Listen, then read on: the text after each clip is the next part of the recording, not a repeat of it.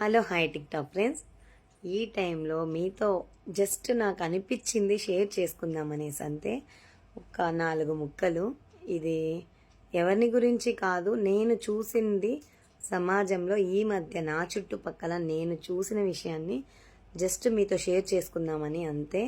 అది ఎంతవరకు కరెక్ట్ అనేది మీరు కామెంట్ రూపంలో చెప్పొచ్చు. మేబీ మీకు కూడా అలా మీ చుట్టుప్రక్కల అలా ఉంటే. నాకైతే ఈ మధ్య మనుషులు ఎలా ఉన్నారంటే నిజంగా వాళ్ళకు అవసరం ఉంటేనో మనతో లేదా స్టేటస్ చూసో మాట్లాడుతున్నారు. వాళ్ళు మాట్లాడాలి అంటే ఎదుటోళ్ళ స్టేటస్ అన్నా చూస్తున్నారు, లేదా వాళ్ళతో ఏదో ఒక అవసరం ఉంటేనో మాట్లాడుతున్నారు. అంతే తప్పక నార్మల్గా మనుషుల్ని మనుషుల్లాగా చూసి మాట్లాడడం మానేసినారు. కొందరు మనుషులు నేను చూసిన నా చుట్టుపక్కలైతే అలా ఉన్నారు. నాకు అనిపించింది, నేను చెప్తున్నాను. వాళ్ళకి తెలియని విషయం ఏంటంటే 5 రూపాయల పెన్ను కూడా 5 కోట్ల చెక్కు రాస్తుంది. దేని విలువ దానిదే. డబ్బున్నోడి విలువ వాడి విలువ వాడికి ఉంటుంది, లేనోడి విలువ వాడి విలువ వాడికి ఉంటుంది. తెలియని విషయం ఏంటంటే కర్మ సిద్ధాంతం అనేది ఒకటి ఉంటుంది. నువ్వు వజ్రాల మీద పడుకోనున్నా కూడా, పూల పాన్పు మీద పడుకోనున్నా కూడా దేవుడు అలా చిటికేస్తే వచ్చి మట్టిలో పడుకోవాల్సిందే. అంతే. ఆ మట్టిలో కూడా పడుకుంటావా అంటే నువ్వు బ్రతికినప్పుడు చూసినంత దూరం భూమి నాది అని ప్రౌడ్గా చెప్పుకుని ఉంటారు జనాలు. మామూలుగా బేసిక్గా జనాలు అలా చెప్పుకుని ఉంటారు. కానీ నీ ప్రాణం పోయే సమయానికి పోయిన తర్వాత నిన్ను కట్టుకున్న పెళ్ళామే చెప్పొచ్చు ఏమని, నాయనా పిల్లలు భయపడతారు, శ్మశానంలో వేద్దాము, ఇది ఇక్కడొద్దు, పొలాల్లోకి వెళ్తూ ఉంటారు భయపడతారు అని. ఆఖరికి నువ్వు ఆలనోరు ఈలనోరు కట్టి అతి తెలివితో సంపాదించి పక్కోడిని మోసం చేస్తూ సంపాదించిన భూమిలో కూడా నువ్వు ప్రశాంతంగా నిన్ను వేయరనమాట. లాస్ట్కి నిన్ను వేయరు. అది నేను చూసినాను, మా రిలేషన్స్లోనే నేను చూసినాను. అలా జరిగింది కూడా, ఇది నేను చూసినాను. అలా ఉంటుందన్నమాట పరిస్థితి. దీనికే జనాలు ఎందుకు అలా బిహేవ్ చేస్తున్నారో నాకైతే అర్థం కావడం లేదు. వాళ్ళకి తెలియంది అదే.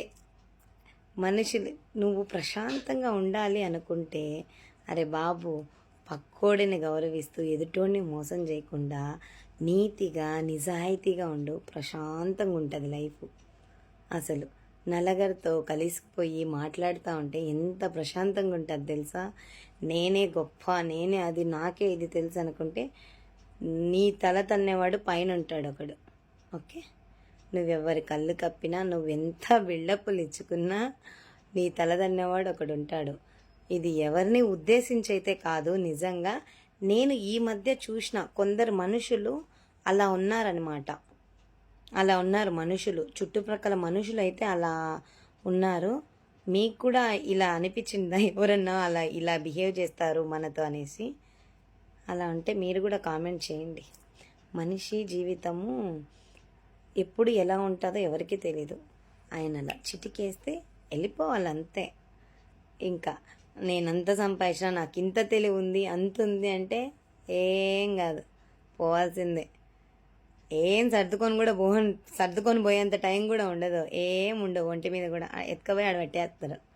ఓకేనా? కాబట్టి ఎవరినైనా నలుగురితో మాట్లాడుకుంటూ, నలుగురిని గౌరవిస్తూ, వీలైనంత వరకు నవ్విస్తూ ఆనందంగా బ్రతికితే చాలు. ఈ జన్మకి, ఈ మానవ జన్మ సార్థకత అయిపోతుంది అంతే.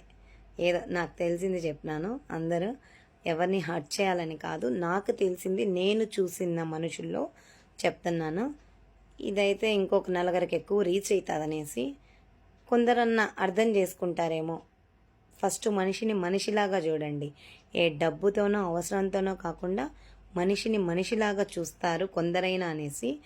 మీరు సోది అనుకుంటారో ఏమనుకుంటారో తెలియదు, కానీ నాకు తెలిసింది, నేను ఏదైనా వీడియో పెడితే బాగానే చూస్తున్నారు జనాలు, ఓ నలుగురన్నా మారతారు అనేసి అంతే. సాటి మనిషిని ఫస్ట్ మనిషిలాగా చూడండి, డబ్బుతోనో అవసరాలతోనో కాకుండా. Okay, bye friends.